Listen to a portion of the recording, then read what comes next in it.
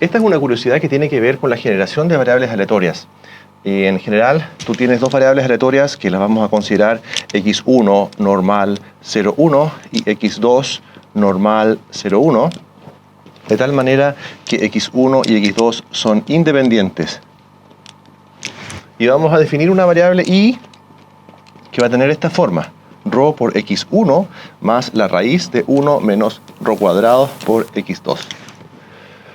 Entonces, estas dos variables son independientes, pero curiosamente, entonces, vamos por supuesto a considerar que este ρ es menor que 1. Entonces, la correlación entre x1 e y, eso va a ser ρ.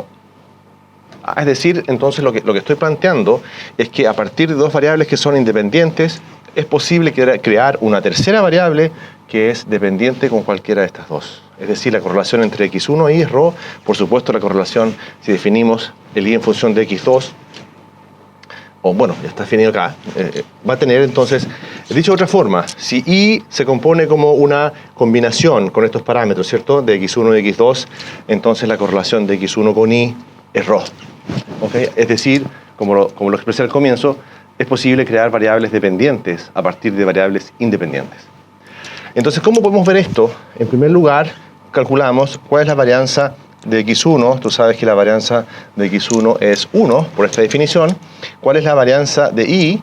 Bueno, de acuerdo a las propiedades de la varianza, recuerda que las constantes pueden salir al cuadrado, así es que eso es ρ cuadrado, varianza de x1, más 1 menos ρ cuadrado, varianza de x2. Entonces, fíjate que la varianza de x1 y de x2 es igual a 1, así es que esto nos queda, ¿te das cuenta? Esto es 1 y esto es 1, por lo tanto, esto me queda igual a 1. Es decir, ya esa es una curiosidad, que esta variable preserva la varianza de las variables originales. Luego vamos a calcular entonces la covarianza de x1 con y. Te recuerdo por la definición de la covarianza, eso es la esperanza de x1 por y menos la esperanza de x1 por la esperanza de y. Nota que la esperanza de x1 vale 0 y la esperanza de y también va a valer 0, así que esto en realidad se cancela y solamente esto se reduce a calcular la esperanza de x1 por y. Entonces vamos a calcular eso. Fíjate que esto es la esperanza de x1 y reemplazamos y acá por ρ de x1 más la raíz de 1 menos ρ cuadrado por x2. ¿Ok? Fíjate entonces que este ρ sale y me queda la esperanza de x1 al cuadrado más este 1 menos ρ sale y me queda la esperanza de x1 por x2. Entonces fíjate, aquí usamos las propiedades de la esperanza. ¿Cuánto vale la esperanza de x1 al cuadrado? Bueno, recuerda que eso es la varianza de x1 más la esperanza de x1, todo eso al cuadrado. Esto vale 0 y la varianza vale 1.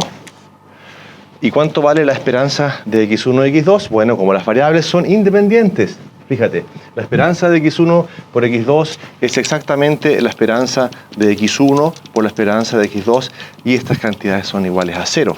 Por lo tanto, esto se reduce solamente al cálculo de esta parte, como tenemos que esto es 1 que multiplica el ρ, así es que eso es ρ. Entonces, si quieres calcular la correlación, como lo escribimos acá, entre x1 y ρ, esto es entonces la covarianza partido por la raíz de x1 de la varianza, que es 1, por la raíz de la varianza, o sea, eso es ρ. Te repito entonces que entre x1 y x2 no hay correlación, pero entre x1 e y sí existe correlación igual a ρ, es decir, creamos una variable dependiente de x1 a partir de dos variables independientes.